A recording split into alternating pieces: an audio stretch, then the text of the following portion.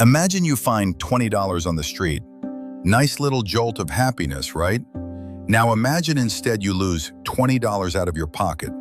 That stings, and here's the strange part. The sting of losing it is much stronger than the joy of finding it would have been. Same $20, but losing hurts more than gaining pleases, and it's not close. Today we find out why your brain fears losses far more than it loves gains, and how that lopsided wiring quietly costs you money. Let me put a number on the strangeness. Study after study finds the same thing. The pain of losing something is roughly twice as powerful as the pleasure of gaining the same thing. Losing $20 hurts about twice as much as finding $20 feels good. Your brain is not balanced about this at all. It treats losses as a bigger deal than equal gains. Every time, automatically, no matter how many times you tell yourself it's the same amount. You remember Noggin, soft pink cartoon brain, big eyes, little stick arms, doing his best in a world he wasn't built for. Well, today Noggin feels a loss twice as hard as he feels the identical win, and that lopsided little glitch turns out to shape a shocking amount of his money behavior, mostly for the worse. So why is your brain so lopsided? Go back to the savannah where it made perfect sense. For Cave Noggin, living on the edge of survival, losses and gains were not equal in stakes. A gain was nice, some extra food, a little surplus, but a loss could be fatal.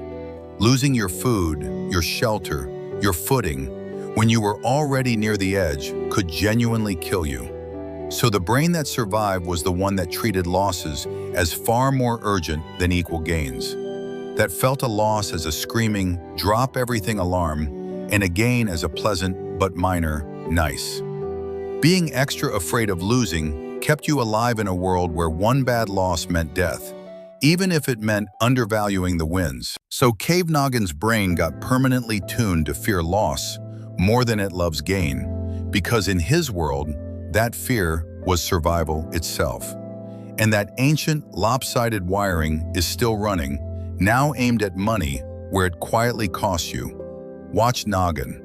Finding $20, a small, pleasant blip forgotten by tomorrow. Losing $20, a sharp, lingering sting replayed in his head felt far out of proportion. Same amount, doubled pain. And here's where it actually hurts his money. Because losses feel so much worse than gains feel good, Noggin will do irrational things just to avoid the feeling of a loss. He'll hold on to something failing rather than accept the loss of selling it. He'll pay too much to avoid a small risk because the possible loss looms twice as large as it really is. He'll feel so wrecked by a small setback that he makes a worse decision trying to escape the bad feeling.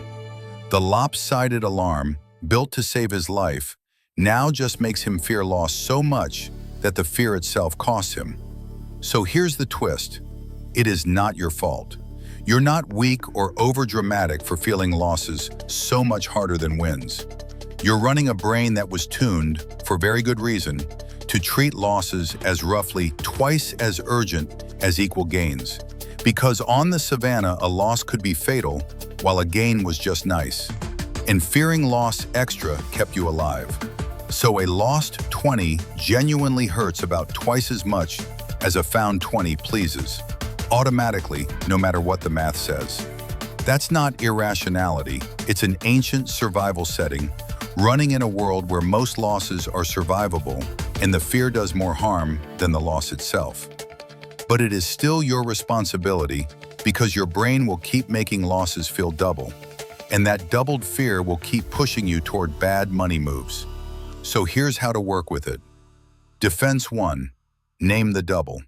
When a loss has you reeling far beyond its actual size, name it. That's the loss glitch. This hurts about twice as much as it should because my brain treats losses as survival threats. The real size of this is half of what it feels. Just knowing the pain is roughly doubled lets you mentally cut it in half and react to the real size, not the inflated one. Defense 2. Watch for fear-driven moves. Since the fear of loss pushes you to do costly things just to avoid the sting, Be suspicious whenever you're about to make a money decision, mainly to escape a bad feeling. Ask, am I doing this because it's smart or just to avoid the pain of a loss?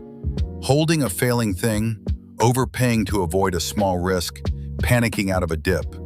These are the loss alarm making the choice, and the alarm is twice as loud as the situation deserves. Defense 3. Reframe the gain side up.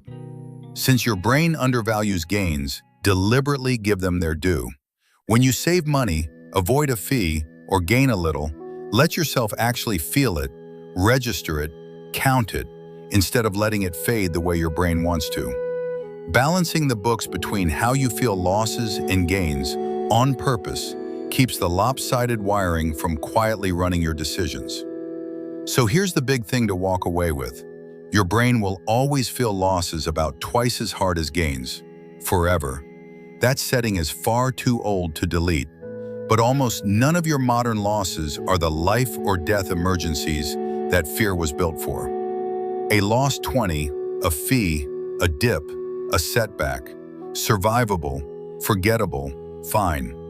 And once you really know that the pain is roughly doubled and the threat is mostly imaginary, you can stop letting an ancient survival alarm bully you into fearing every loss twice as much as it deserves, and into the costly moves that fear drives. You feel the sting, you cut it in half in your mind, and you decide like the situation is what it actually is, survivable. Cave Noggin will still feel every loss twice over because his alarm was built for a world where losing could kill him. But now there's a steady voice behind it that says, half of this is just the old alarm. The real loss is survivable, and I won't make it worse trying to escape the feeling. And cutting the doubled fear back down to real size, again and again, is the whole difference between a brain that's ruled by the terror of losing and one that can lose a little, shrug, and make the smart move anyway. If this changed how you think about your own wins and losses even a little, there's a whole series of these, each one exposing another way your ancient brain quietly works against your money. Stick around. Every one of these tricks is beatable once you can see it.